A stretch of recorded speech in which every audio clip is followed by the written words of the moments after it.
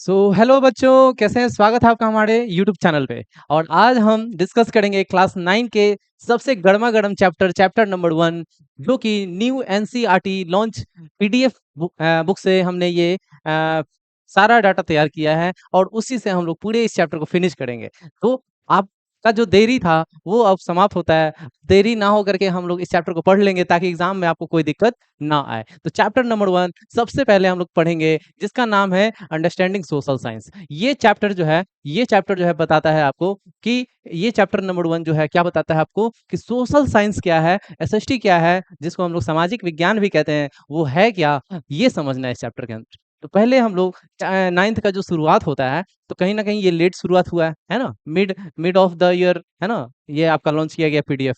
कहीं न कहीं ये थोड़ा लेट शुरुआत है, लेकिन शुरुआत जो है बहुत अच्छा, बहुत बेहतरीन हुआ है। और सबसे पहले सच में समझना है हम लोग को कि सोशल साइंस होता क्या है। तो सोशल साइंस को समझना है कि होता क्या है, तो इसके लिए हम लोग इस चैप्टर को पढ़ेंगे। अब देखिए, हम लोग मूव करते हैं आगे और सबसे पहले हम लोग टॉपिक पे आते हैं सोशल साइंस कि होता क्या है। चलिए, तो पहले अंडरस्टैंडिंग द ह्यूमन वर्ल्ड, है ना? सोशल साइंस एक ऐसी चीज़ है जिसमें ह्यूमन वर्ल्ड के एक अलग दुनिया को समझना, सोशल साइंस, है ना?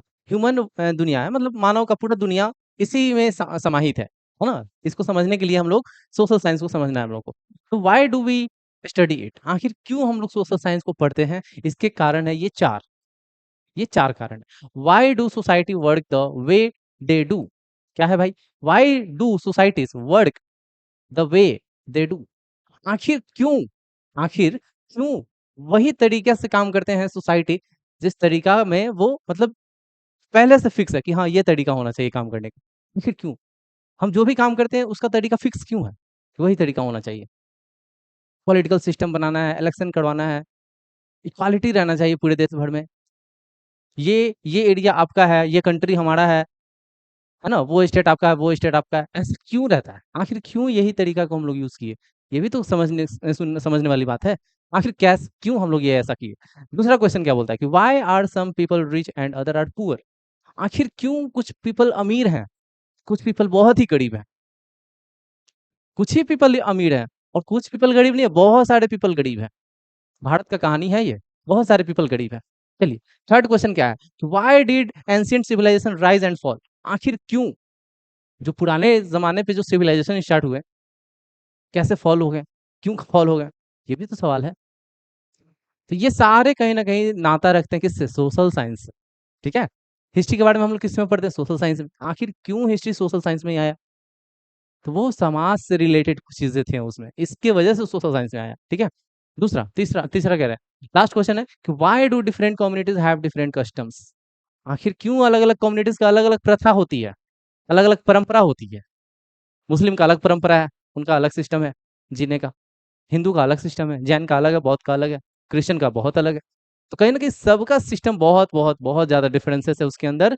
और बात करेंगे, एक चीज़ कॉमन है, तो वो है ह्यूमैनिटी, मानवता। सबके अंदर होता है, ठीक है? चाहे कोई भी धर्म के लोग हों, मानवता रहता है।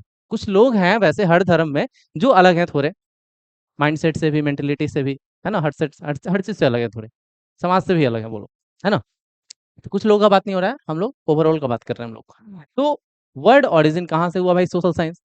आखिर सोशल साइंस है क्या, ये भी जानेंगे। तो यहाँ से समझते हैं कि पहले कि वर्ड जो है ओरिजिन हुआ है सोशल वर्ड से। सोशल साइंस कहाँ से ओरिजिन हुआ? सोशल वर्ड से। तो सोशल वर्ड का जो उत्पत्ति है, ओरिजिन है, वो कहाँ से हुआ भाई? तो सोशियस से। ये एक लैटिन वर्ड है सोशियस। लैटिन वर्ड है जिसका मतलब होता है कंपेनियन या फिर एसोसिएट। कंपेनियन या फिर एसोसिएट। सोचिए कितना अच्छा एक प्यारा सा वर्ड दिया गया है सोशल, जिसका मतलब भी बहुत प्यारा है। क्या है भाई? तो एसोसिएट, कंपेनियन, इसका मतलब क्या होता है भाई? जुड़ना, एक होके रहना, दोस्त, मित्र, ये सारी चीज़ें इसके मतलब। सोचिए इतने प्यारे वर्ड हैं, तो कैसे ये जो सोशल साइंस हमारा सब्जेक्ट है, वो कैसे बोरिंग हो सकता है भाई? बहुत लोग बोरिंग बताते हैं इसको, कि भाई सोशल साइंस यार बोरिंग है ये वो, पढ़ने का मन नहीं करता है। अरे क्यों नहीं मन करता है भाई? यहाँ इतना सारा, इतना अच्छा प्यारा सा वर्ड दिया गया है, इसका मतलब, सोशल का मतलब, कैसे वो बोर करेगा आपको? समाज को जोड़ने का काम कर रहा है, सिस्टम बनाने का काम कर रहा है, समाज को कैसे चलाना है वो सिस्टम तैयार कर रहा है हमारा सोशल साइंस, जिसको हम लोग बोरियत कहते हैं, है ना? अलग नाम बहुत सारे स्टूडेंट ये नाम देते हैं, बोरियत है सोशल साइंस तो, फालतू है ये वो। तो चलिए इंटरेस्टिंग बनाते हैं इसको। तो सबसे पहले हम लोग पढ़े कि सोशल का मतलब क्या होता है, सोशल वर्ड किससे बना है। तो सोशियस से बना है, ये सोशल वर्ड सोशियस से बना है, और इसका मतलब होता है कैंपेनियन, एसोसिएट, दोनों एक ही वर्ड है ना। अब समझते हैं कि क्या है ये सोशल साइंस। तो in it is the academic study of human being, their relationship and there interaction with the world around them. यानी इसमें आप लोग पढ़ेंगे किस चीज के बारे में, ह्यूमन बींग्स के बारे में, उसके रहने सहने का तरीका के बारे में, ह्यूमन सोसाइटी के बारे में पढ़ेंगे हम लोग। और कैसे एक दूसरे से मिल करके रहते हैं, उनकी रिलेशनशिप कैसे है, मतलब सारे लोगों के एक दूसरे से। जैसे घर में रिलेशनशिप तो अलग है, मम्मी पापा से, भाई बहन से, वो अलग है। एक स्टेट का रिलेशन, एक सोसाइटी का रिलेशन, ये सोसाइटी का वो सोसाइटी से कैसा रिलेशन है, इस कंट्री का उस कंट्री से कैसा रिलेशन है ना। तो ये सारे चीज एक तरह से इसके अंदर है, पूरे इस सोशल साइंस के अंदर है। ये इतना बड़ा बड़ा चीज सोचिए, इतना बड़ा बड़ा कॉन्सेप्ट सोशल साइंस के अंदर है। तो कैसे ये अलग हो गया। मोस्ट मोस्ट वेलकम है आपका इस चैप्टर को पढ़ने में, ठीक है। आप अगर वीडियो में अभी तक बने हैं तो प्लीज बने रहिए, ये बहुत ही इंटरेस्टिंग चैप्टर होने वाला है, क्योंकि ये नया चीज है, नया चैप्टर है, तो नया चीज कुछ ना कुछ इंक्लूड किया होगा। तो आप पढ़िए इस चीज को, समझिए आखिर क्या चेंजेस हुआ है इस चैप्टर के अंदर, वो जानेंगे हम लोग, ठीक है। तो their relationship and there interaction with the world around them, है ना। पूरे दुनिया भर में कैसे एक दूसरे का हेल्प कर रहे हैं लोग, कैसे एक दूसरे का दुश्मन बन जा रहे हैं लोग, कैसे एक दूसरे के प्रति निर्भर हैं लोग एक दूसरे पे। एक्सपोर्ट इम्पोर्ट जो अभी चल रहा है ना, वैसा ही। जैसे हमारे पास तो पेट्रोलियम नहीं है, तो कहीं ना कहीं दूसरे देश से पेट्रोलियम आ रहा है हमारे पास, ईरान से, ओमान से, रशिया से। तो कहीं ना कहीं सारे कंट्री एक दूसरे से रिलेशन रखते हैं, सारी कंट्री एक दूसरे पे डिपेंडेंट है। तो आप ये नहीं कह सकते हैं कि सब अपने अपने कर रहे हैं, नहीं, सब एक दूसरे पे डिपेंड है। Not just one subject, it is a family of related discipline, है ना। ये एक सब्जेक्ट नहीं है, ये एक डिसिप्लिन को बताता है, एक फैमिली को चलाने में हेल्प करता है सोशल साइंस, समझ रहे हैं। एक पूरे देश को चलाने में हेल्प करता है, पूरी पृथ्वी को बचाने में हेल्प करता है, पूरी पृथ्वी के बारे में बताने में हेल्प करता है, पूरे ब्रह्मांड के बारे में बताने में हेल्प करता है। तो कहीं ना कहीं सोशल साइंस एक सिर्फ सब्जेक्ट नहीं है, ये इसमें बहुत सारे फीलिंग्स भी हैं, बहुत सारे फैक्ट्स छुपे हुए हैं, बहुत सारे नॉलेज है इसके अंदर। तो हर चीज़ इसमें भरा पड़ा है। आप प्लीज़ पढ़िए सोशल साइंस, आपके मेंटलिटी पावर को ग्रो करेगा, थिंकिंग पावर को ग्रो करेगा, समाज के प्रति आपके रिलेशन को और मजबूत करेगा। तो इसलिए सोशल साइंस पढ़ना बहुत ज़रूरी है, बहुत अहम सब्जेक्ट है ये हमारा, हमारे लाइफ के लिए, हमारे जीवन के लिए, आने वाले पीढ़ी के लिए भी सोशल साइंस बहुत इंपॉर्टेंट होने वाला है, इसलिए सबको पढ़ना है, ठीक है। चलिए आगे बढ़ते हैं। तो व्हाट डज इट मीन्स, इसका मतलब क्या है कि सोशल साइंस जो है वो रेफर करता है systematic, organised and evidence based method of inquiry. तो देखिए सोशल का तो मतलब समझ गया, साइंस का मतलब भी तो समझना है, साइंस का भी तो मतलब समझना है। भाई सोशल का मतलब तो समझ गया कि भाई ये जोड़ के रखता है ना, जोड़ के रखता है एक दूसरे को, एक चीज को जोड़ के रखता है, एसोसिएट करके रखता है ना। लेकिन साइंस का मतलब क्या है भाई, तो ये रेफर करता है एक सिस्टमैटिक, ऑर्गेनाइज्ड, सिस्टमैटिक मतलब हर चीज सिस्टमैटिक तरीके से है। हिस्ट्री अलग सिस्टमैटिक तरीके से बनाया गया है, ज्योग्राफी अलग बनाया गया है, सिविक्स अलग बनाया गया है, इकोनॉमिक अलग बनाया गया है। तो सिस्टमैटिक तरीका फॉलो करता है हमारा ये, इसलिए साइंस सोशल के आगे साइंस लगता है। Organised and evidence based method of inquiry, हर चीज का एविडेंस छुपा हुआ है इस सोशल साइंस के हर सब्जेक्ट में। अब हर चीज, कोई भी एविडेंस ले लो, ये इंग्लिश वाली कहानियां नहीं है कि कहानी सुना दिए और एविडेंस उसका है ही नहीं कुछ, नहीं, इसमें हर चीज का एविडेंस है आपको पास। आप हर चीज के एविडेंस को रिसर्च कर सकते हो, सर्च कर सकते हो, उसको समझ सकते हो। हर चीज कुछ ना कुछ असलियत कहानी से जुड़ा हुआ है ना। चलिए, तो together social science means the systematic and disciplined study of society and human behaviour. Society के बारे में भी पढ़ना है, ह्यूमन बिहेवियर के बारे में भी पढ़ना है, किसके अंदर, तो सोशल साइंस के अंदर। हाउ इट इज डिफरेंट, कैसे अलग है भाई, तो like natural science, unlike natural science like physics and chemistry, social science deal with subjects that are complex, very changing, influenced by culture, history, shaped by human choices। सोचिए, आप science में पढ़ते हो फिजिक्स केमिस्ट्री इन सब चीजों के बारे में, ये सब चीजों के बारे में पढ़ना ही नहीं है इस सोशल साइंस के अंदर। वो सब तो जमीन, सोशल साइंस आसमान, साइंस जमीन है, सोशल साइंस आसमान। आप दूसरे को एक दूसरे को कंपेयर ही नहीं कर सकते हो फिर।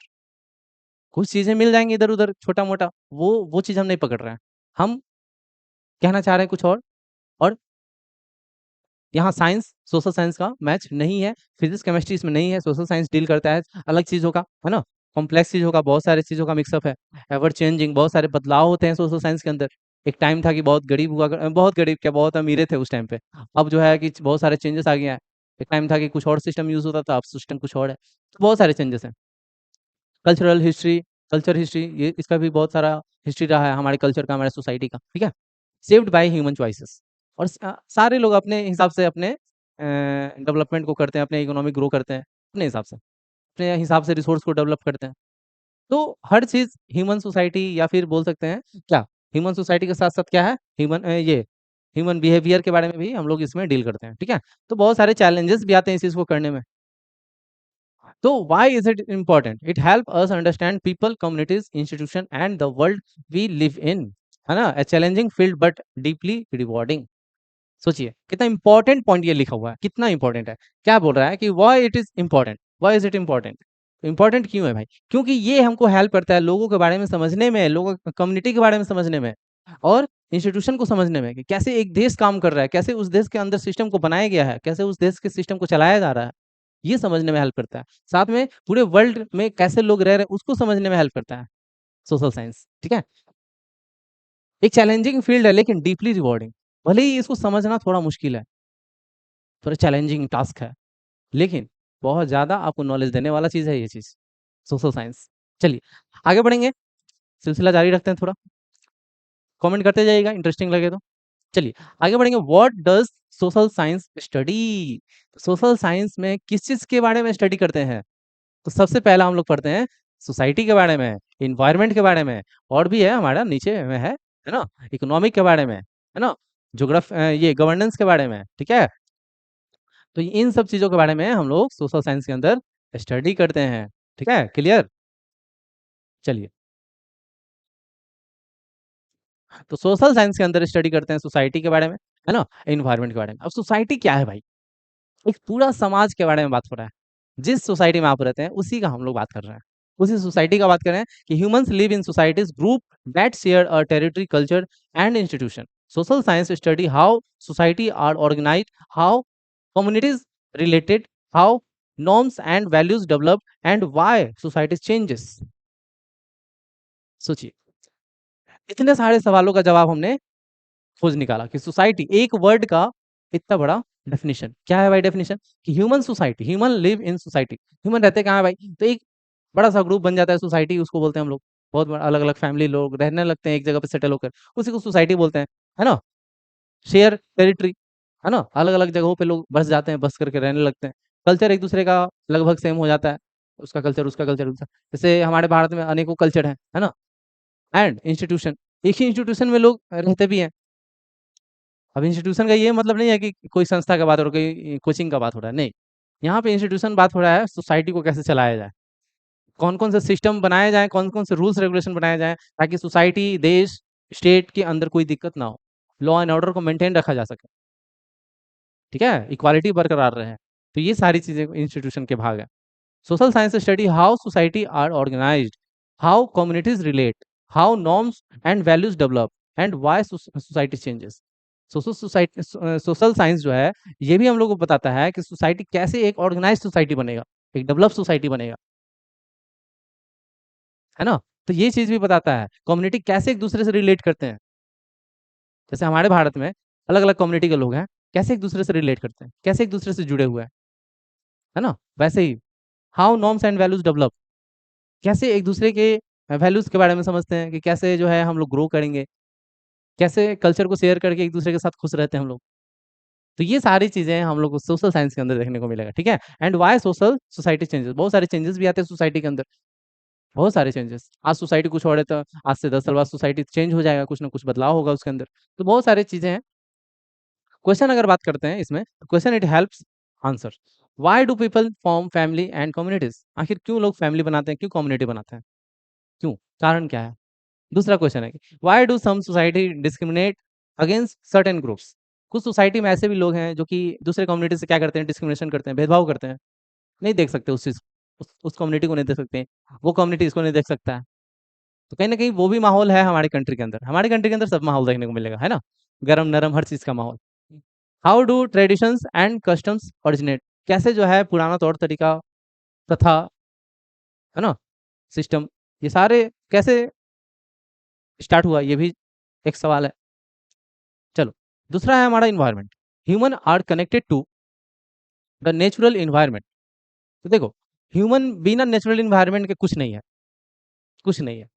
जैसे बिन बाप माँ बाप के बच्चा जो लवारिस कहलाता है, वैसा ही ह्यूमन बिना इन्वायरमेंट के लवारिस है, किसी काम का नहीं है ह्यूमन, अगर इन्वायरमेंट के साथ उसका टाई अप नहीं है तो किसी काम का नहीं है, जीना मुश्किल हो जाएगा ह्यूमन का। तो इन्वायरमेंट बहुत इंपॉर्टेंट रोल प्ले करता है किसका, ह्यूमन का, ह्यूमन के लाइफ में। River, mountain, climate, resources shape how people live and develop their economy. सोचिए कि आपका ग्रोथ हो रहा है, तो कहीं ना कहीं उसमें इन्वायरमेंट का योगदान है, इन्वायरमेंट ही है ना। ये रिवर, माउंटेन, क्लाइमेट, ये सारा आपका रिसोर्स है, आप इसी से तो ग्रो करते हो, आप इसी की बदौलत तो जिंदा हो। तो ये सारी चीज बहुत इंपॉर्टेंट है। Human activities like farming, industrialisation and urbanisation transform and some time damage it. हम लोग इतना सारा तो काम कर लेते हैं कि भाई चलो फैक्ट्री बना लिए, धुआं निकाले जा रहे, कोई दिक्कत नहीं है, चलो हमको क्या मतलब।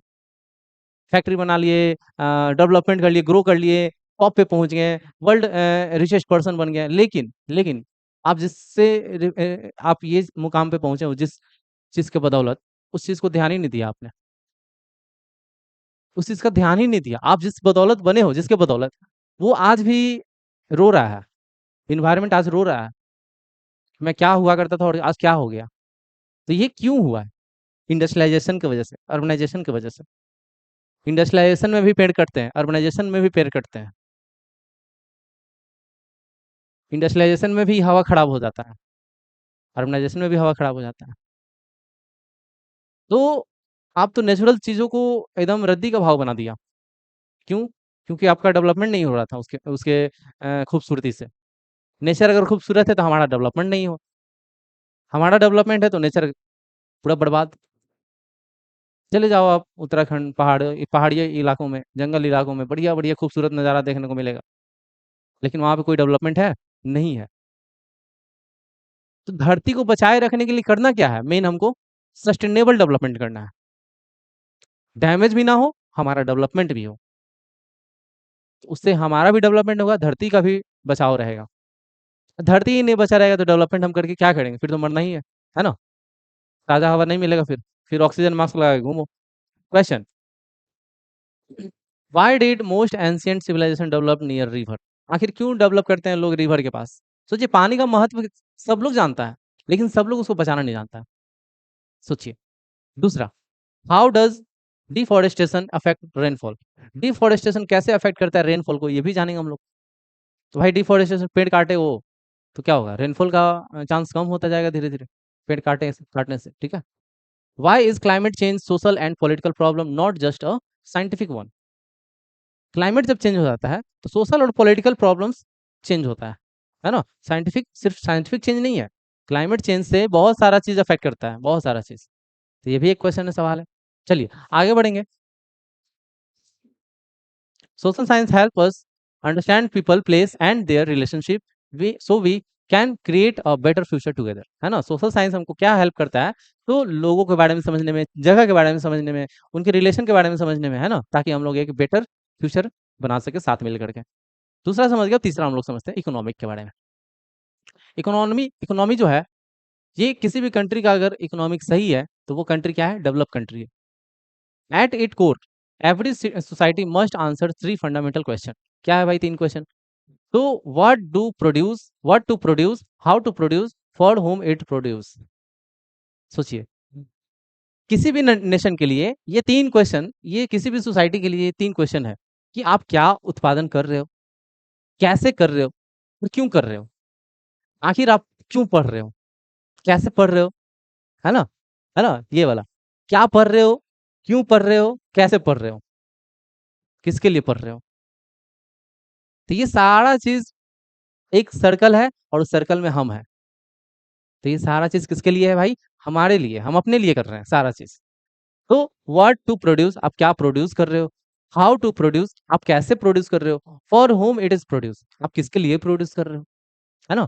तो ये सवाल है हमारा इकोनॉमी। तो दीज आर इकोनॉमिक क्वेश्चन, है ना। The economic refer to the system through which goods and services are produce, distribute and consumed. तो आखिरकार हम लोग को ये पता चल गया कि आखिर इकोनॉमिक्स होता क्या है? तो उसमें आप कोई ना कोई चीज़ों का उत्पादन करते हैं, किसी न किसी के लिए करते हैं, किसी न किसी तरीका से करते हैं। तो वो सारा चीज़ आप करते हैं, क्या करते हैं भाई? तो गुड्स प्रोड्यूस करते हैं, सर्विसेज़ प्रोड्यूस करते हैं, है ना? और इसको डिस्ट्रीब्यूट करते हैं और खुद भी कंज़्यूम करते हैं। कहीं न कहीं अगर हम बिस्किट बना रहे हैं, तो उस बिस्किट को हम खुद भी खा रहे हैं, है ना? बेच भी रहे हैं उसको, डिस्ट्रीब्यूट भी कर रहे हैं। तो कहीं न कहीं इकोनॉमिक ग्रो हो रहा है हमारा। तो social science help us understand markets, trade, livelihood, inequality, poverty and development. सोचिए सोशल साइंस ही एकमात्र है जिससे आप मार्केट को समझ सकते हो, ट्रेड कैसे होता है ये जान सकते हो, लाइवलीहुड कैसे लोग रह रहे हैं उसको समझ सकते हो, इनइक्वालिटी, लाइवलीहुड हाँ, ये सारा जो भी रिसोर्स है उसके बारे में समझ सकते हो जीने के लिए। इनइक्वालिटीज़ इसके बारे में जान सकते हो, पॉवर्टी के बारे में जान सकते हो, गरीबी, डेवलपमेंट, विकास के बारे में समझ सकते हो। तो ये सारा चीज़ जो है हम लोग इकोनॉमिक में ही समझ पाएँगे। आगे बढ़ते हैं तो question it help answer why are some countries wealthy and other are poor. आखिर क्यों कुछ कंट्रीज बहुत अमीर है कुछ कंट्रीज बहुत गरीब हैं, क्या कारण है?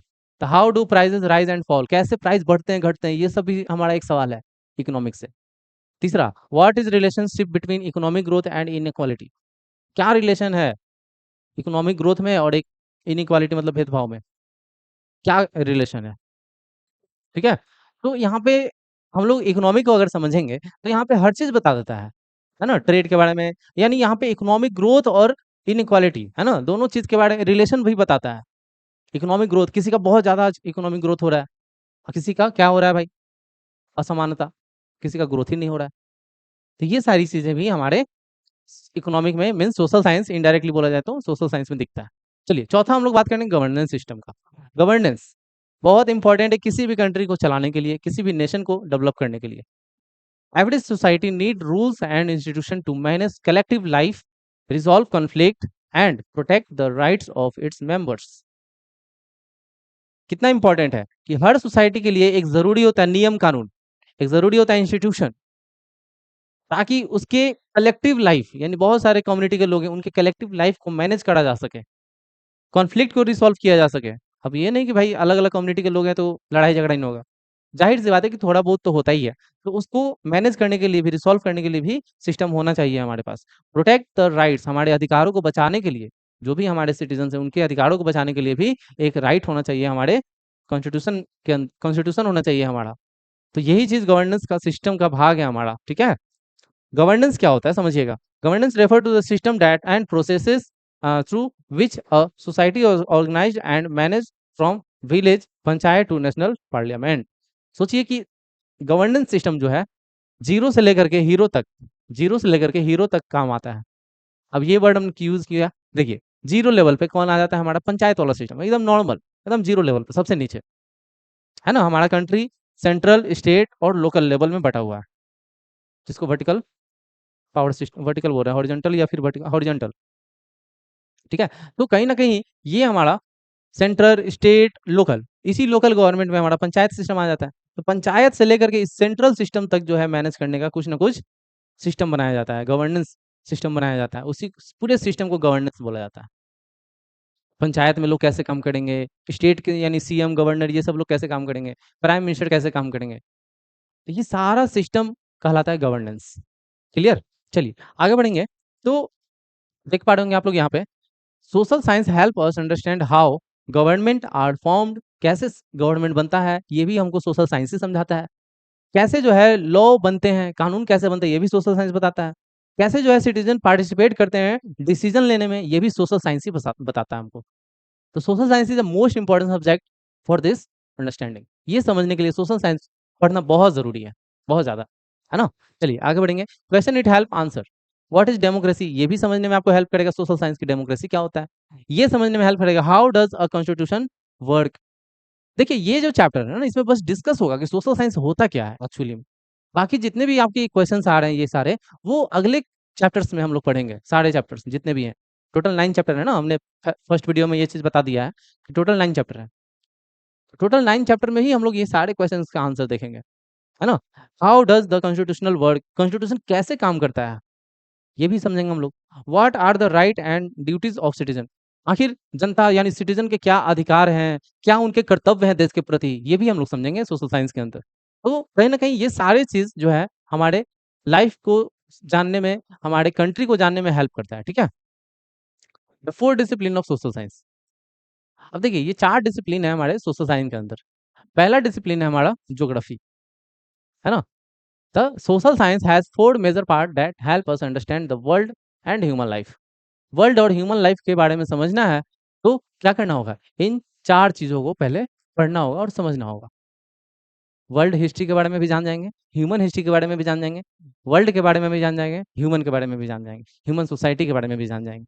तो कहीं ना कहीं यही चार है हमारा, चारों के बारे में जानना है। तो ज्योग्राफी क्या बताता है हमारा, तो ज्योग्राफी बताता है the study of earth surface. Earth surface के बारे में स्टडी करते हैं। अर्थ पे जो भी चीजें पाई जाती हैं उन सब चीजों के बारे में स्टडी करते हैं, किसके अंदर, ज्योग्राफी के अंदर।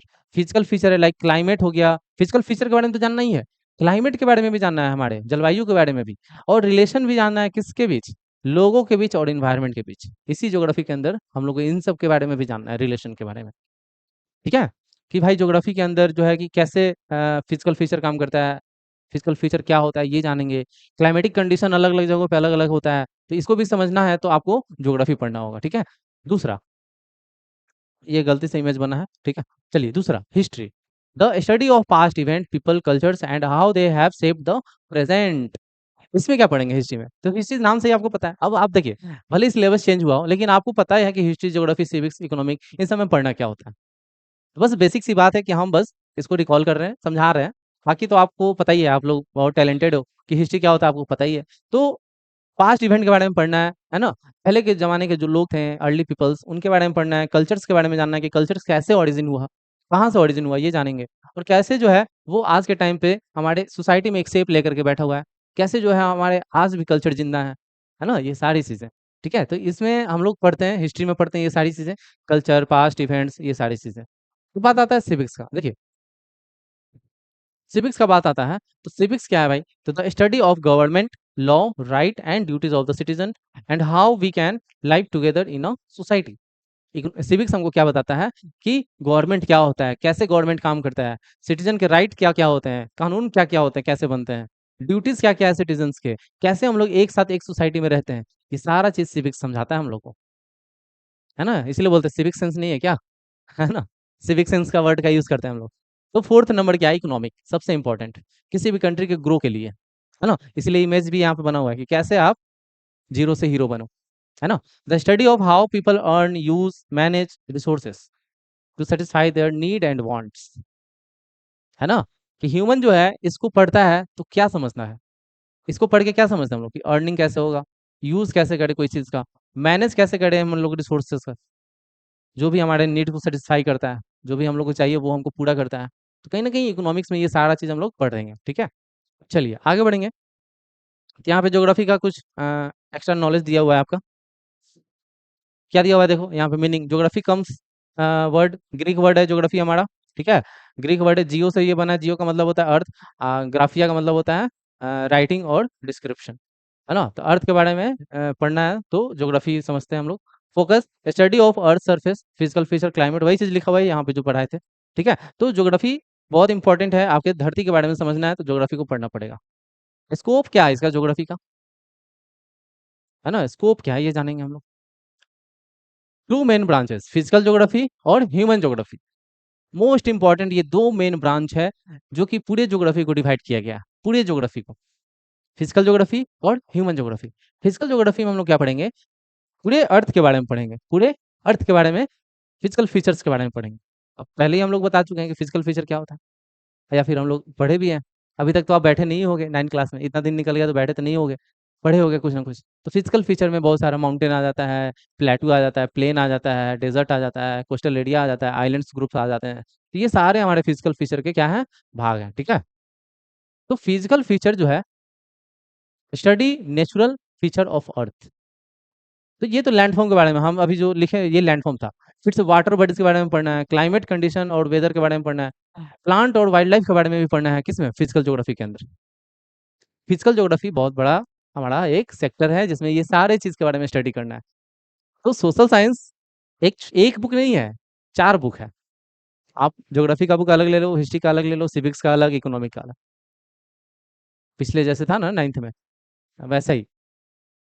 तो ये चार सेक्शन हुआ करता था, लेकिन अब क्या किया गया, दो पार्ट में इन चारों सेक्शन को रखा गया है, बस दो बुक में।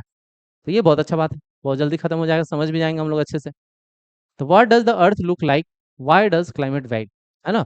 अर्थ कैसा दिखता है, क्लाइमेट यहाँ का कैसा है, अदल बदल के क्यों होता है यहाँ पे क्लाइमेट, एक बड़े से एरिया में एक ही क्लाइमेट कैसे होता है। चलो अब पढ़ेंगे हम लोग ह्यूमन ज्योग्राफी के बारे में। ह्यूमन ज्योग्राफी क्या होता है समझते हैं ध्यान से। Study how people interact with environment, आखिर लोग जो है कैसे इन्वायरमेंट के साथ जुड़ करके काम करते हैं, कैसे इन्वायरमेंट के साथ जुड़ करके ग्रो करते हैं, कैसे इंटरेक्ट करते हैं इन्वायरमेंट के साथ। बहुत लोग तो इन्वायरमेंट के दुश्मन बन गए हैं, है ना। फैक्ट्री चलाए जा रहे हैं, बाकी मतलब ही नहीं है किसी से। अभी क्या हो रहा है, इथेनॉल वाला सिस्टम, पेट्रोलियम में इथेनॉल मिलाया जाएगा तो क्या होगा, उससे नेचुरल सेफ्टी है ना, पॉल्यूशन कम होगा। लेकिन ये किसी को नहीं पता है अभी तक कि जहाँ पे इथेनॉल बन रहा है वहाँ पे क्या सीन है।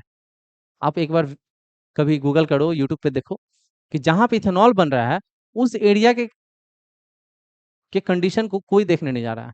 उस एरिया के कंडीशन का हाल हाल क्या खराब हो रखा है, अब हम क्या ही बताएं आपको। खैर हम लोग पढ़ रहे हैं इस चीज़ को, बाकी देश दुनिया का बुरा हाल है, आपको भी पता होगा, है ना। तो ह्यूमन ज्योग्राफी के अंदर हम लोग ह्यूमन और इन्वायरमेंट को तो इंटरेक्ट करके दोनों को पढ़ते हैं। लाइक सेटलमेंट हो गया इसका, रिसोर्सेस यूज हो गया, ट्रांसपोर्ट एंड ट्रेड हो गया, पॉपुलेशन डिस्ट्रीब्यूशन हो गया। तो ये सारा चीज हम लोग कवर करते हैं सिंगल टॉपिक ह्यूमन ज्योग्राफी के अंदर। ठीक है। Why do people live, where do they live, है ना।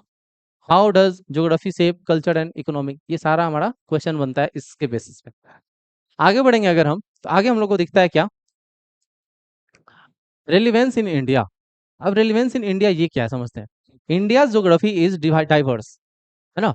हमारे अगर भारत का ज्योग्राफी का बात करेंगे तो बहुत डाइवर्स है भारत का। दुनिया का तो छोड़ ही दीजिए, दुनिया का तो और डाइवर्स है। दुनिया का जितना नहीं डाइवर्स है उतना भारत का डाइवर्स है, समझे बात को।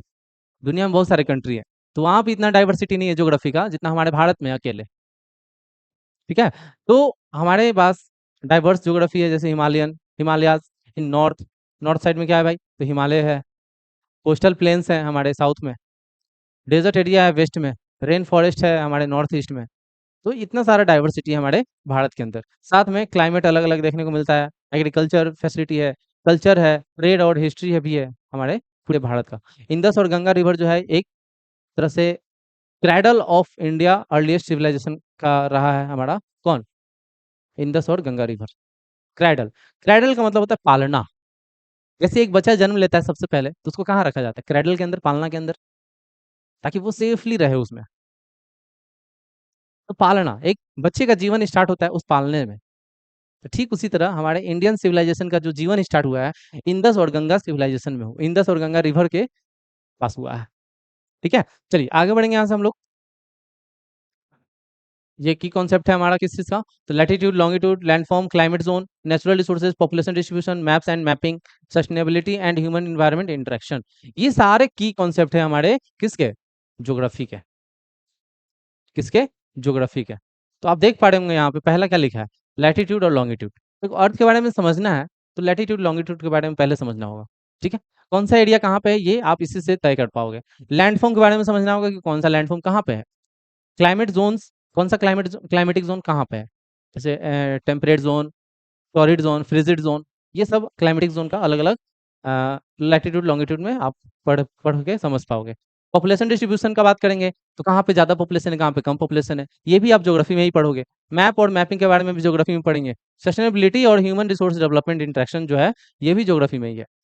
सस्टेनेबिलिटी का मतलब तो पता ही है कि ऐसे यूज करो रिसोर्स को जैसे रिसोर्स भी बचा रहे और फ्यूचर जनरेशन के लिए भी बचा रहे, इन्वायरमेंट भी सेफ रहे बिना डैमेज के, और फ्यूचर जनरेशन को के लिए भी रिसोर्स अवेलेबल हो, वही कहलाता है सस्टेनेबल डेवलपमेंट। ठीक है। चलिए अब बात करेंगे हम लोग हिस्ट्री के बारे में। ज्योग्राफी समझ गए, अब बात करेंगे हिस्ट्री के बारे में। तो हिस्ट्री बहुत ही यूनिक सब्जेक्ट है हमारा, बहुत ही अलग है। हमारे इतिहास के बारे में बताता है, हमारे पूर्वजों के बारे में बताता है, हमारे कल्चर के इतिहास के बारे में बताता है, साथ में हमारे लैंग्वेजेस के बारे में, हर चीज़, रिलीजन के बारे में। कुछ ऐसा नहीं है जो हिस्ट्री नहीं बताएगा। फादर ऑफ ऑल सब्जेक्ट बोला जाता है हिस्ट्री को, ऐसी थोड़ी बोल दिया जाएगा, है ना। तो हिस्ट्री, इसका मतलब पहले समझते हैं हम लोग। The word history comes from the Greek word Historia. Meaning क्या है भाई, तो इंक्वायरी और नॉलेज एक्वायर्ड बाय इन्वेस्टिगेशन। तो देखो हिस्ट्री का मतलब क्या है कि पहले ये तो जानेंगे ग्रीक वर्ड से ये निकला है, जिसका मतलब हिस्टोरिया वर्ड से ये हिस्ट्री तैयार हुआ है हमारा, हिस्टोरिया वर्ड से। और history is the study of human past, है ना। ह्यूमन पास्ट के बारे में हिस्ट्री में स्टडी करते हैं हम लोग। इवेंट्स के बारे में स्टडी करते हैं, पीपल्स के बारे में, है ना, सिविलाइजेशन के बारे में, आइडियाज के बारे में, changes that have occurred over time, और कुछ ना कुछ बदलाव होते रहता है ना। हम आज हैं, हम भी एक दिन हिस्ट्री बन जाएंगे, हम लोग भी हिस्ट्री में काउंट आएंगे, है ना। तो कहीं ना कहीं हम लोग भी एक टाइम पे क्या बन जाएंगे, हिस्ट्री बन जाएंगे। तो कहीं ना कहीं हर चीज हिस्ट्री ही है, हर वो चीज। कोरोना, कोरोना खत्म हो गया ना अब, कोरोना अब दोबारा तो आया नहीं। तो एक टाइम आएगा कि उसको भी हिस्ट्री में पढ़ा जाएगा, जब सिलेबस अपडेट होगा। अभी अपडेट हुआ था, ये सब आया, है ना। चलिए आगे बढ़ेंगे यहाँ से हम लोग। हाँ, तो हिस्ट्री के बारे में अगर पढ़ना है तो ये सब चीजें पढ़ते हैं हम लोग हिस्ट्री में, ठीक है। History help us understand the past, explain the present and prepare for the future. सोचिए, हिस्ट्री पास्ट प्रेजेंट फ्यूचर तीनों के बारे में बता देता है, और तीनों के बारे में जीने में भी समझा देता है। देखो, पास्ट, पास्ट के बारे में तो समझ गया, अब जो बीत गया वो तो बात अलग है। लेकिन एक्सप्लेन द प्रेजेंट, प्रेजेंट को समझना है तो पास्ट को समझना पड़ेगा। आज जो हम लोग जीवन जी रहे हैं, जैसे भी जी रहे हैं, कोई भी गवर्नेंस सिस्टम में रह रहे हैं, तो कहीं ना कहीं उसका कोई पास्ट रहा है, उसका कोई हिस्ट्री रहा है, ठीक है। और प्रिपेयर होना है तो वो भी फ्यूचर में भी हिस्ट्री काम आता है, फ्यूचर के लिए प्रिपेयर होना है तो उसमें भी हिस्ट्री काम आता है, ठीक है। अब इसका स्कोप देखेंगे थोड़ा, स्कोप देखेंगे तो यहाँ पे आपको दिख रहा होगा। ओ, ओ, ओ, ओ। पहला, political history, political history. Political history क्या होता है? Study the rise and fall of kingdom, empire and states, war and treaties, ruler and their policies. Political history में हम लोग क्या पढ़ते हैं? रूलर के बारे में, कौन आए कौन गए, किसको कौन हराया, किसको कौन मार दिया, कितना पे कब्जा किया था वो, कितना दूर तक कब्जा था उसका, फिर जब वो अंपायर स्ट्रॉन्गर था तो उसको हराया कौन। तो ये सारा चीज हम लोग पॉलिटिकल हिस्ट्री के बारे में पढ़ेंगे, समझ गए। किसके साथ वॉर हुआ, किसके साथ ट्रीटी यानी किसके साथ समझौता हुआ, है ना। रूलर कौन था, उसका पॉलिसी कितना अच्छा अच्छा हुआ, कौन कौन सा पॉलिसी लाया। ये सारा चीज हम लोग पॉलिटिकल हिस्ट्री के बारे में पढ़ेंगे, पॉलिटिकल हिस्ट्री में पढ़ेंगे, ठीक है। दूसरा, सोशल हिस्ट्री। सोशल हिस्ट्री में क्या है? देखो, हिस्ट्री को अलग अलग सेक्टर में डिवाइड किया गया है ताकि पढ़ने का एक सेक्टर बन जाए, है ना। आप किसी एक चीज में क्या हो जाए, प्रोफेसर बन जाए, फिलोसफर बन जाए, है ना। तो कहीं ना कहीं इसका सेक्टर अलग दिया गया है, तो इसके बारे में जो स्टडी करेगा वो पॉलिटिकल हिस्ट्री बनेगा उसका। दूसरा, social history, study how ordinary people live, their food, clothing, family life, gender relation, caste and communities. Social history यानी सोसाइटी के बारे में इसमें आप बेसिकली पढ़ेंगे, है ना। तो सोशल साइंस में सोशल हिस्ट्री भी है, सोचिए। तो सोशल हिस्ट्री में हम लोग क्या पढ़ेंगे? लोगों के बारे में जानेंगे, सोसाइटी के बारे में जानेंगे, क्या खाते हैं, क्या पहनते हैं, फैमिली का लाइफ स्टाइल कैसा है, लड़का लड़की में रिलेशन कैसा है, कास्ट कितने तरह का है, कम्युनिटी कैसे कैसे हैं। तो ये सारा चीज हम लोग सोशल हिस्ट्री के अंदर ही कवर करेंगे, ठीक है। तीसरा हमारा इकोनॉमिक हिस्ट्री, है ना। इकोनॉमिक हिस्ट्री में क्या है कि study trade, agriculture, industries and material condition of the life in different periods. चलिए, एक टाइम था कि सोना कोई नहीं पूछता था सोना को, और आज सोना सबसे कीमती चीज बना हुआ है ना। तो कहीं ना कहीं लाइफ, मतलब टाइम खत्म होता है तो मटेरियल का कंडीशन और उसका ये कॉस्ट भी बढ़ने लगता है, ठीक है, उसका डिमांड भी बढ़ने लगता है। तो इकोनॉमिक हिस्ट्री में हम लोग क्या पढ़ेंगे? ट्रेड के बारे में, एग्रीकल्चर के बारे में, इंडस्ट्रीज के बारे में, मतलब पैसा से रिलेटेड चीजों के बारे में पढ़ेंगे। तो किसमें? इकोनॉमिक हिस्ट्री में, ठीक है। कल्चरल हिस्ट्री का अगर बात करेंगे तो इसमें पढ़ेंगे हम लोग सिर्फ और सिर्फ किस चीज के बारे में? आर्ट एंड कल्चर के बारे में, है ना। लिटरेचर के बारे में, रिलीजन के बारे में, फिलोसफी के बारे में, साइंस के बारे में, इंटेलेक्चुअल ट्रेडिशनल ट्रेडिशंस के बारे में, यानी जो हमारे पुराने जमाने में जो ट्रेडिशनल कल्चर थे उसके बारे में जानेंगे। तो कहीं ना कहीं ये सारा चीज हम लोग कवर करेंगे सिर्फ और सिर्फ कल्चरल हिस्ट्री के अंदर, ठीक है। अब खोजोगे आप इस चीज को इसमें नहीं मिलेगा, इस चीज को इसमें नहीं मिलेगा, इस चीज को इसमें नहीं मिलेगा, तो कोई एक दूसरे से, एक दूसरे के अंदर नहीं मिलेगा, लेकिन एक दूसरे से सब कनेक्टेड है, समझ रहे हो ना। पॉलिटिकल हिस्ट्री जरूरी है सोसाइटी के लिए, है ना। इकोनॉमिक हिस्ट्री जरूरी है पॉलिटिकल हिस्ट्री के लिए, है ना। कल्चरल हिस्ट्री जरूरी है सोशल हिस्ट्री के लिए। तो आप देख पा रहे होंगे, एक दूसरे से कनेक्ट करके देखो ना, समझ में आ जाएगा कि हाँ भाई यहाँ तो सभी एक दूसरे के लिए जरूरी है। तो ये हमारा सोशल साइंस बताता है ना। सोर्स ऑफ हिस्ट्री का अगर बात करेंगे तो बहुत सारा जरिया है जहां से हम लोग हिस्ट्री के बारे में जान सकते हैं, है ना। इंस्क्रिप्शन से हिस्ट्री के बारे में जान सकते हैं, मैन्युस्क्रिप्ट से हिस्ट्री के बारे में, कॉइन के बारे में, कॉइन से जान सकते हैं, ऑफिशियल रिकॉर्ड बहुत सारे हैं, है ना। लिटरेरी टेक्स्ट हैं, रामायण, महाभारत, भगवत गीता, है ना, पुराण। तो इन सब चीजों में हम लोग क्या देखते हैं, हिस्ट्री देखते हैं इन सब चीजों में। और यही हमारा एविडेंस भी है हिस्ट्री को जानने के लिए, समझने के लिए, है ना। एविडेंस भी है हमारे पास यही चीज। तो ये सारा चीज आ जाएगा रिटन सोर्स में, जो कि लिखा हुआ है। दूसरा है हमारा मटेरियल सोर्स। मटेरियल सोर्स में बहुत सारी चीजें हैं, लाइक ये सारी चीजें, archaeological remains, pottery tools, jewellery sculpture, oral traditions, songs, folklore stories, ये सारे। ओरल ट्रेडिशन बहुत इंपॉर्टेंट है यहाँ पे। कैसे भाई, तो आप लोग पुराने जमाने में जो दादा दादी थे हमारे, वो कहीं ना कहीं, नाना नानी दादा दादी जो थे, कुछ ना कुछ हम लोग को ट्रेडिशनल सॉन्ग सुनाते थे, फॉल्कलोर, कहानियाँ, है ना, गीत संगीत। तो वो सारी चीजें हमारे traditional source, oral traditional source है। ओरल जो क्या होता है, एक जनरेशन से दूसरे जनरेशन में सुनाया जाता है, बताया जाता है, एक जनरेशन से दूसरे जनरेशन में, ठीक है। चलिए, history is constructed from written material and oral source, all help us understanding the past. ठीक है, तो हिस्ट्री इन सब चीजों का हेल्प लेकर के हम लोग को एक पूरे तरह का फ्रेम दे देता है कि लो भाई अब आप समझ लो हिस्ट्री को। तो इन सब का हेल्प लेकर के हिस्ट्री खुद हमको सारा चीज बताता है। अब रेलिवेंस इन इंडिया क्या है, रेलिवेंस इन इंडिया। अगर बात करेंगे इंडिया के बारे में, तो India has one of the world oldest and richest histories, strengthening stretching back to the Indus valley civilisation and beyond. सोचिए कि इंडिया का हिस्ट्री कितना बढ़िया, बेहतरीन और बहुत ही लाजवाब रहा है। और अगर बात करें,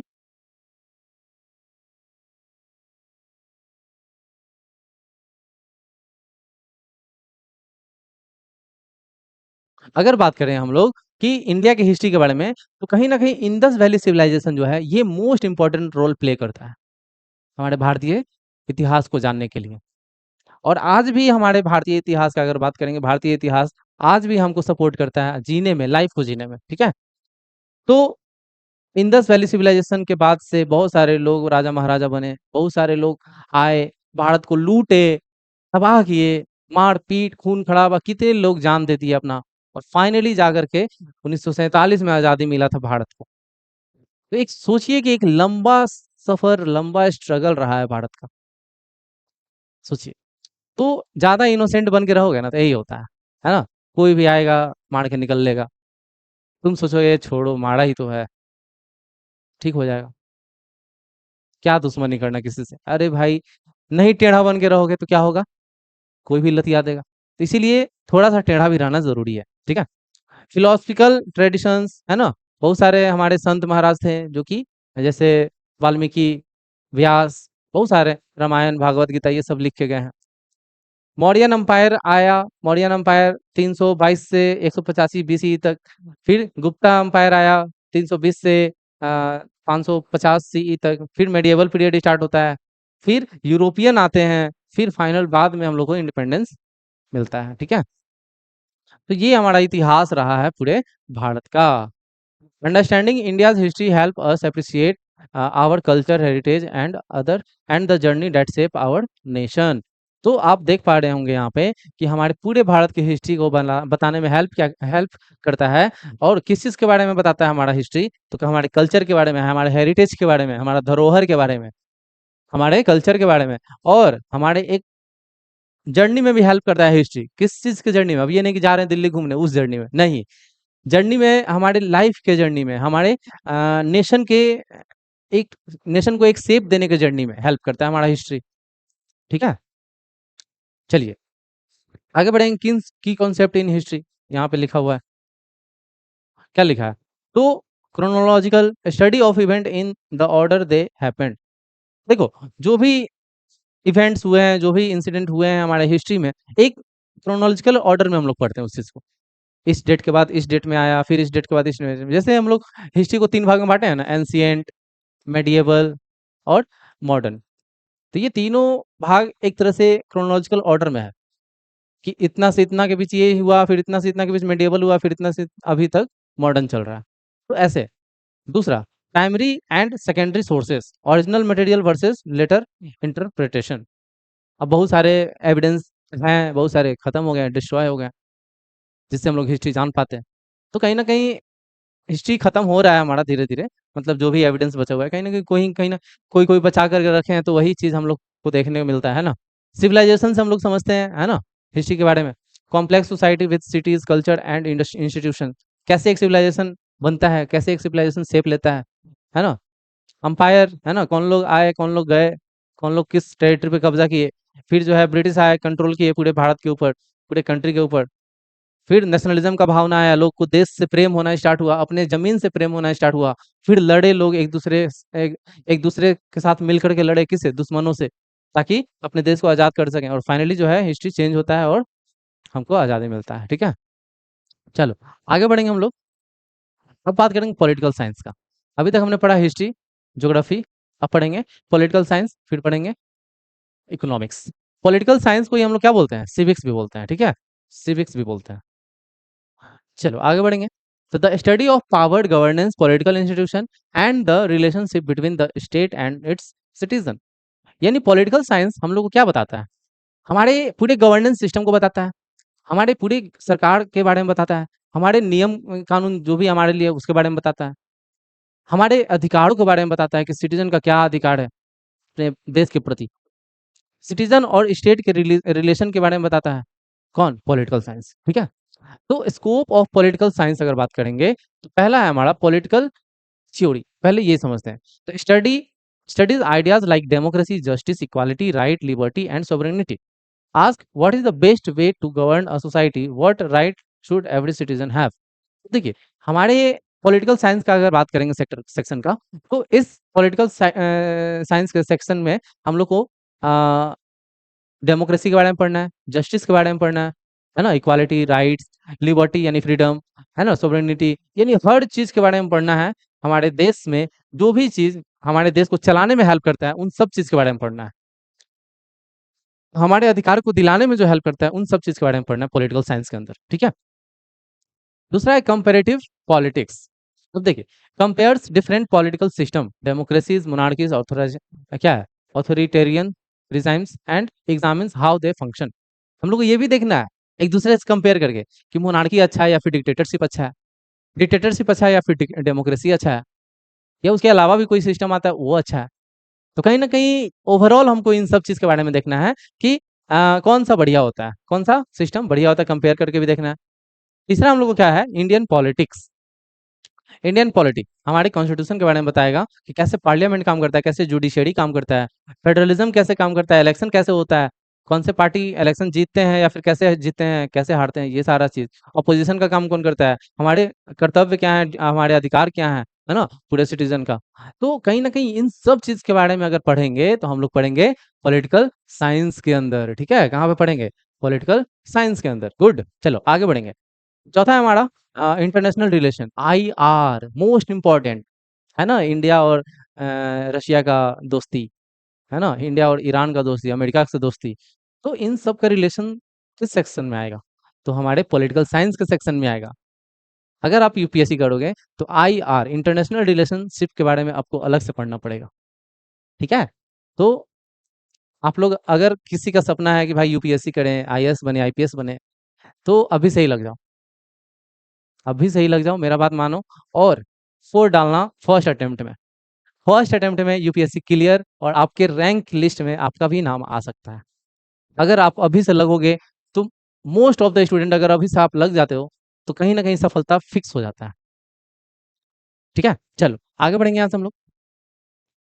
तो इन शॉर्ट अगर बात करेंगे, तो political science help us understand power, government, citizen right and how countries institution work together for better society. एक अच्छी समाज के लिए हमारा गवर्नमेंट जो है, हमारा इंस्टीट्यूशन जो है, कैसे काम करता है, हमारे अधिकारों को कैसे दिलाता है वो, है ना, हमारे जो हमारे जो ये इक्वालिटी हमसे छीना जाता है, उसको कैसे खत्म करेगा, हमारे साथ जो भेदभाव हो रहा है उसको कैसे खत्म करना है, ये सारा सिस्टम हमारा एक तरह से इंस्टीट्यूशन करता है, गवर्नमेंट करता है। और इस चीज को पढ़ना है हम लोग को किसमें, पॉलिटिकल साइंस में। ठीक है, कॉन्स्टिट्यूशन हो गया, democracy, rights and duties, separation of power, यानी किसको कितना पावर है, ये किस, लेजिस्लेचर, एग्जीक्यूटिव, जुडिशरी, है ना, लेजिस्लेचर, एग्जीक्यूटिव और जुडिशरी, इन तीनों को पावर इक्वल दिया गया है। है ना? इसका अपना सेक्शन है, इसका अपना सेक्शन है, इसका अपना है। लेजिस्लेचर का काम होता है लॉ को बनाना, एग्जीक्यूटिव का काम होता है लॉ को इम्प्लीमेंट कराना, जुडिशरी का काम होता है कॉन्फ्लिक्ट को खत्म करना, कॉन्फ्लिक्ट को सॉल्व करना। तो कहीं न कहीं इन तीनों को अपना-अपना सेक्शन के अंदर पावर मिला हुआ है और उस सेक्शन में ही ये अपना काम करते हैं, ठीक है? चलो आगे बढ़ेंगे यहाँ से हम लोग। अगर आगे बढ़ेंगे तो सेपरेशन ऑफ पावर हो गया, फेडरलिज्म यानी पावर डिवाइड करना है भाई, सेंटर, स्टेट, लोकल लेवल्स यानी हर लेवल वाइज़ पावर को डिवाइड करना है। आइए फाइनली हम लोग पढ़ेंगे इकोनॉमिक्स के बारे में। अब देखो इकोनॉमिक्स मोस्ट इम्पोर्टेंट है। हम पहले भी ज़िक्र कर लिया हम लोग कि इकोनॉमिक्स में हम लोग क्या पढ़ते हैं कि लिमिटेड क्या है limited resources to satisfy unlimited want and needs. The study of the how we use limited resources. देखो जिसके पास रिसोर्स कम हो और फिर भी वो बच्चा सफल हो जाए, बोर्ड में टॉपर बन जाए, मतलब ज़्यादा रिसोर्स नहीं, मतलब सेल्फ स्टडी किया, कहीं कोचिंग नहीं गया बड़ा-बड़ा कोचिंग पढ़ने, है ना? सिर्फ स्कूल और अपना सेल्फ स्टडी। कुछ ज़्यादा मटेरियल नहीं था उसके पास, लैपटॉप भी नहीं था पढ़ने-वढ़ने के लिए, फ़ोन भी नहीं था पढ़ने के लिए, सिर्फ किताबें थी उसके पास। कम रिसोर्स में वो बच्चा टॉपर बन गया और किसी के पास बहुत सारे रिसोर्स भरे पड़े हैं, फिर भी वो टॉपर नहीं बना। एवरेज स्टूडेंट से भी नीचे आ गया वो, जिसके पास भरे पड़े थे रिसोर्स। तो यहाँ पे हम लोग को इकोनॉमिक ये समझाता है कि हमारे पास लिमिटेड रिसोर्स है, लेकिन चाहत कितना है भाई? तो अनलिमिटेड है। चाहत अनलिमिटेड है कि भाई हम लोग को बहुत सारा पैसा कमाना है, इतना कि अगला 7 जन्म तक हमारा जो भी जनरेशन रहे वो खाए, बैठ के खाए। यही सपना लेकर के लोग लिमिटेड रिसोर्स को अनलिमिटेड वांट्स में बदल लेते हैं। और डैमेज किसका होता है? जो गरीब है उनका। उनको तो मिला ही नहीं ना कुछ, मिला ही नहीं कुछ। बाकी को तो मिल गया ना, और मिल ही रहा है और मिल ही रहा है। खत्म नहीं हुआ अभी तक, सिलसिला जारी है, मिलता रहेगा। अडानी, अंबानी जैसे लोग हैं, बाकी और भी बहुत सारे हैं। ऐसा नहीं है कि सिर्फ यही 2 लोग हैं, बहुत सारे लोग हैं। नाम नहीं है, नाम फेमस आप लोग यही 2 सुने होंगे, बाकी तो नाम इतना फेमस नहीं हो पाता है, लेकिन है सबके पास है। चलिए मीनिंग इसका समझते हैं। ग्रीक वर्ड है हमारा ये, ओइकोनोमिया से आया है। ओइकोनोमिया जिसका मतलब होता है हाउस होल्ड मैनेजमेंट, है ना? घर का मैनेजमेंट, घर के चीज़ों का मैनेजमेंट कहलाता है इकोनॉमिक। अब घर यहाँ पे बोला है तो ये नहीं समझना है कि इंडिया घर नहीं है हमारा, इंडिया घर है हमारा और उसी घर के बारे में बात हो रहा है, ठीक है? तो चलिए आगे बढ़ेंगे। स्कोप के बारे में बात करते हैं। तो पहला, इट हैज़ 2 मेन ब्रांचेस। पहला है माइक्रो इकोनॉमिक, दूसरा है मैक्रो इकोनॉमिक। डिफरेंस बस इसका है माइक्रो और मैक्रो का, ठीक है? तो माइक्रो इकोनॉमिक क्या होता है? स्टडी इंडिविजुअल्स, हाउसहोल्ड एंड फिर्म, यानी किसी इंडिविजुअल के बारे में, लाइक अंडानी अबानी के बारे में हम लोग स्टडी कर रहे हैं, अडानी के बारे में कर रहे हैं, या फिर किसी बड़े पॉलिटिशियन के बारे में कर रहे हैं, है ना? बहुत बड़े-बड़े पॉलिटिशियन हैं, कहने को गरीब थे और आज भी वही बात बताते हैं कि हाँ, हम गरीब ही थे, आज हम इस मुकाम पे आए हैं, तो ये जनता का देन है ना? तो कहीं न कहीं हर कोई अमीर है, सिर्फ जनता को छोड़ के। पॉलिटिशियन अमीर है, बड़े-बड़े बिज़नेसमैन अमीर हैं, जनता को छोड़ के, ठीक है? तो माइक्रो इकोनॉमिक की अगर बात करेंगे तो इंडिविजुअल, हाउसहोल्ड ऐसे छोटे-छोटे चीज़ों का बात होगा, तो वो माइक्रो इकोनॉमिक में है। Focus on the price close choices of customers and decision of business. इसमें क्या-क्या फोकस होता है? तो प्राइस पे फोकस होता है माइक्रो इकोनॉमिक के अंदर, चॉइस पे फोकस होता है ना? Choice of customers and decision of business इस पे फोकस होता है। दूसरा है हमारा मैक्रो इकोनॉमिक, इसमें होल बहुत बड़ा इकोनॉमी के बारे में स्टडी होता है। पूरे नेशनल इनकम के बारे में, इन्फ्लेशन के बारे में, महँगाई, एम्प्लॉयमेंट के बारे में, रोज़गार, गरीबी के बारे में, गवर्नमेंट पॉलिसी के बारे में इसके अंदर पढ़ना होता है, मैक्रो इकोनॉमिक में। मोस्ट इम्पोर्टेंट है ये हमारा और यूपीएससी का सबसे फ़ेवरेट टॉपिक किससे? पॉलिटिकल साइंस से, ठीक है? तो कहीं न कहीं मोस्ट इम्पोर्टेंट चीज़ें ये सारी चीज़ हमको पढ़ना है। बहुत बढ़िया लग रहा है हमको पढ़ाने में भी क्योंकि अच्छा-अच्छा चीज़ इंक्लूड किया है। ये तो ट्रेलर है, पिक्चर अभी पढ़ना ही है, पूरा हम लोग को देखना ही है। तो कहीं न कहीं ट्रेलर बढ़िया बेहतरीन है, तो कहीं न कहीं पिक्चर बहुत बेहतरीन होने वाला है। चलो, आगे बढ़ेंगे। तो यहाँ पे आप देख पा रहे हैं development economics important for country like India, study poverties, inequality, rural and urban livelihood, agriculture, industrialisation and growth that benefit all. अब देखिए डेवलपमेंट के लिए सबसे इम्पोर्टेंट है आपको स्टडी करना कंट्री के बारे में। अगर तो सबसे पहले आप गरीबी को स्टडी करो, किस तरह का गरीबी है, कितने लोग गरीब हैं, पॉपुलेशन कितना, सेक्शन कितना गरीब है, कितना सेक्शन कितना गरीब है, ये सारा चीज आप स्टडी करो। इनइक्वालिटी देखो कि भाई किनके साथ ज्यादा डिस्ट्रीब्यूशन नहीं हो पा रहा है। जैसे किसी सेक्शन में पानी का क्राइसिस है, किसी एरिया में, किसी रीजन में, तो वहाँ पे वाटर का जो डिस्ट्रीब्यूशन है वो किधर है, कौन लोग ज्यादा वाटर का यूज कर रहे हैं और कौन लोग नहीं कर पा रहे हैं। तो ये सारा चीज भी हम लोग इसमें देखेंगे। रूरल एंड अर्बन लाइवलीहुड, है ना, देहात और शहर में क्या डिफरेंसेस है रहने सहन तरीके में, ये देखेंगे। एग्रीकल्चर देखेंगे, इंडस्ट्रियलाइजेशन देखेंगे, और growth that benefit all. Overall अगर देखा जाए तो डेवलपमेंट के लिए ये सारा चीज करना पड़ेगा, देखना पड़ेगा, तब जाकर के आप डेवलपमेंट के राह पे आ पाओगे। रेलिवेंस इन इंडिया का अगर बात करेंगे तो India has both extreme wealth and deep poverty, है ना। एक्सट्रीम वेल्थ, पूंजी, यहाँ संपत्ति बहुत है, लेकिन पॉवर्टी भी है ना, गरीबी भी है। देखिए साफ साफ लिख दिया है, यानी सरकार भी जानता है कि गरीबी है। आखिर ये बुक प्रिंट हुआ है, कहीं ना कहीं सरकार का सहमति होगा ना, बड़े बड़े लोग इन्वॉल्व होंगे ना इसमें, क्या क्या बदलाव होना चाहिए, क्या क्या डालना चाहिए, तो कहीं ना कहीं ये सारा चीज डाला गया है गवर्नमेंट के द्वारा ही। पॉवर्टी भी है, deep poverty. Economic help us understand this gap, government policies, economic growth and the role of the people in framing trade, नहीं, farming, trade, labour and enterprise. तो इकोनॉमिक हमारा हेल्प करता है ये समझने में कि भाई अमीरी गरीबी के बीच का गैप को समझने में हेल्प करता है, पर कैपिटा इनकम को समझने में हेल्प करता है, गरीबी को कैसे खत्म करा जा सकता है ये है, इसको समझने में हेल्प करता है। इन्फ्लामेशन मीन्स महंगाई को कैसे कंट्रोल करा जाए, ये समझने में हेल्प करता है। बेरोजगारी कैसे खत्म हो सकती है, बेरोजगारी आती कैसे है, ये समझने में भी हेल्प करता है। तो इकोनॉमिक जो है बहुत मोस्ट इंपॉर्टेंट चीज है। आपको अगर देश के बारे में जानना है तो इकोनॉमिक को पढ़ना पड़ेगा। ठीक है, चलिए। Scarcity, market, supply and demand, ये की कॉन्सेप्ट है इकोनॉमिक का, कि भाई कहाँ पे कौन सी चीजों का दिक्कत है, स्कार्सिटी है ना, बहुत ज्यादा। मार्केट, है ना, मार्केट के बारे में समझना है। इकोनॉमिक को समझने से पहले इन सब चीजों के बारे में समझना है। सप्लाई किस चीज का ज्यादा है, किस चीज का डिमांड ज्यादा है ना, प्रोडक्शन किस चीज का हो रहा है, नहीं हो रहा है, ये जानना है। डिस्ट्रीब्यूशन कहाँ कहाँ हो रहा है, ये जानना है। लाइवलीहुड कैसा है लोग का, ये समझना है। पॉवर्टी भी समझना है, डेवलपमेंट भी समझना है, और ट्रेड भी समझना है। ये सब समझिएगा, मीन्स आप इकोनॉमिक समझ समझ जाइएगा। इकोनॉमिक को समझने के लिए ये सारी चीजों को समझना पड़ेगा आपको। ठीक है, तो मोस्ट इंपॉर्टेंट है आपका इकोनॉमिक, इसलिए इसको कवर अच्छे से कीजिएगा। चलिए आगे बढ़ेंगे, हम लोग बात करेंगे interconnection among the four disciplines.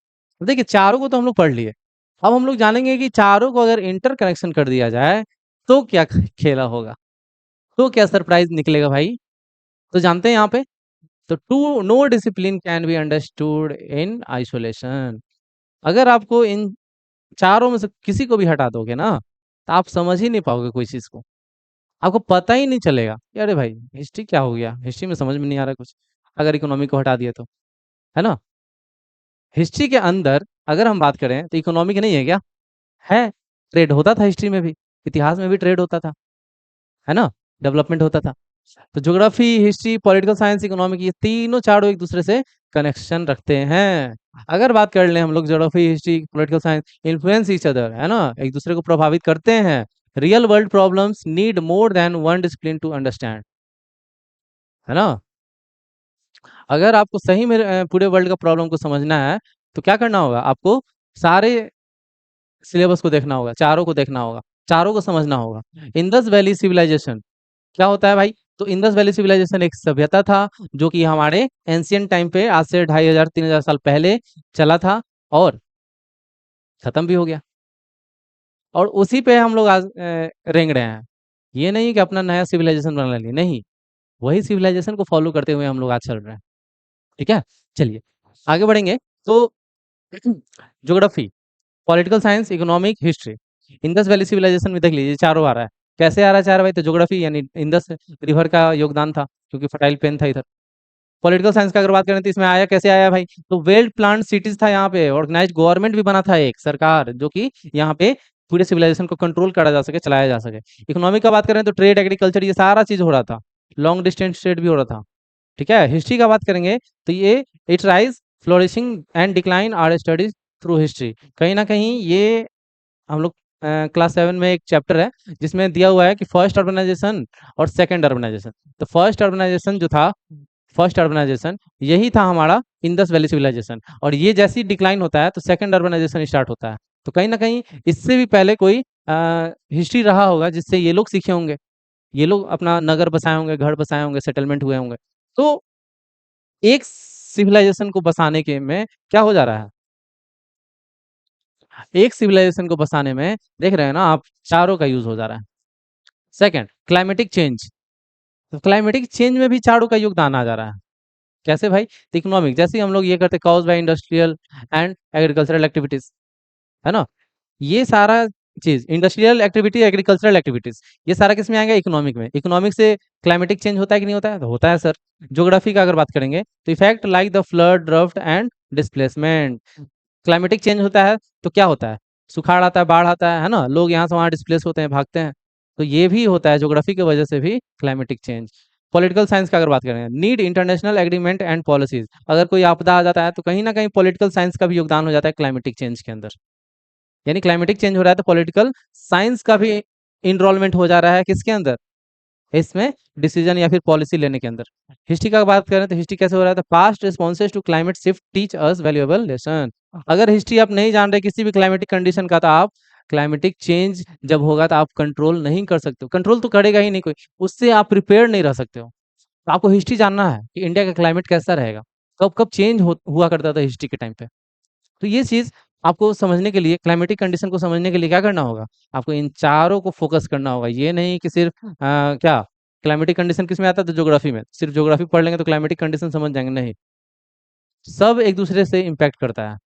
ठीक है। थर्ड है हमारा पोवर्टी इन इंडिया। तो पोवर्टी, अगर गरीबी आ रहा है भारत के अंदर, तो उसका भी कारण ये चारों हो सकता है। Uneven distribution of land and resources, है ना, जमीन पे, यानी ज्योग्राफी के बारे में अगर पढ़ते हैं तो उसमें लैंड के बारे में पढ़ते हैं, रिसोर्स के बारे में पढ़ते हैं। तो अनइवन डिस्ट्रीब्यूशन यानी सबको एक बराबर नहीं मिला है रिसोर्स। हिस्ट्री अगर बात करें, हिस्ट्री का कैसे योगदान है? तो colonial policies left a legacy of poverty. यानी जो भी ब्रिटिश के टाइम पे पॉलिसी आता था तो कहीं ना कहीं गरीब लोग को छोड़ देता था, गरीब लोग को वंचित कर देता था उस चीज से। ठीक है। तो कहीं ना कहीं हिस्ट्री भी हमारा पॉवर्टी से कनेक्शन रखता है। पॉलिटिकल साइंस का बात करेंगे तो government programmes and policies addresses, है ना, अगर पॉवर्टी को खत्म करना है तो क्या करना होगा? गवर्नमेंट को बहुत सारा पॉलिसी प्रोग्राम लाना होगा ताकि इसको खत्म करा जा सके। इकोनॉमी का बात करेंगे तो wages, price, lack of credit are economic factor. Economic factor में बात करें तो बहुत कम लोग ऐसे हैं, गरीब लोग, जिनको लोन मिल पाता है, नहीं के बराबर है होंगे वो लोग जिनको लोन मिल जाता है। कि कोई स्टार्टअप करना है, कोई बिजनेस करना है, बिना एसेट के लोन ही नहीं मिलेगा, बिना किसी कोलेटरल के लोन ही नहीं मिलेगा, कुछ ना कुछ गिरवी रखना पड़ता है ना। और जो अमीर लोग हैं उनका तो बैंक ऐसे ही देता है, ये तो बहुत अमीर आदमी है, जानता है बैकग्राउंड इसलिए, और कोई बात नहीं, है ना। तो वेजेस बढ़ाना होगा ताकि गरीबी खत्म हो सके, कोई चीज का प्राइस जो है उसको कम रखना होगा ताकि गरीब लोग भी एफोर्ड कर सकें उस चीज को। ठीक है। तो ये सारा चीज कहीं ना कहीं पॉवर्टी में आ जाता है। ठीक है, चारों सब्जेक्ट। तो आप देख पा रहे होंगे अभी तक हमने कवर किया, अभी और बचा बची है, बचा हुआ है।